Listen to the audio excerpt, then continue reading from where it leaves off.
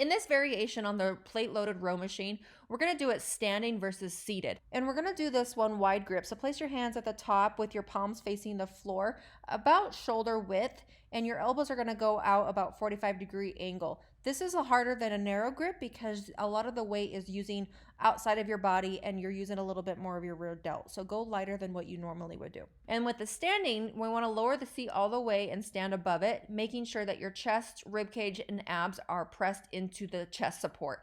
This will also help you from arching your low back. If you feel your chest come off of that seat, that might mean that you are arching your low back. When you are rowing, here's a pro tip. You want to release your shoulder blades. You can see as my arms are straight, my shoulder blades go forward, and then I'm pulling my shoulder blades back. You want to really squeeze those shoulder blades together while keeping everything tight, including those glutes. Don't forget about the glutes, even though you're not really using them. It will help you feel stronger and keep everything in line.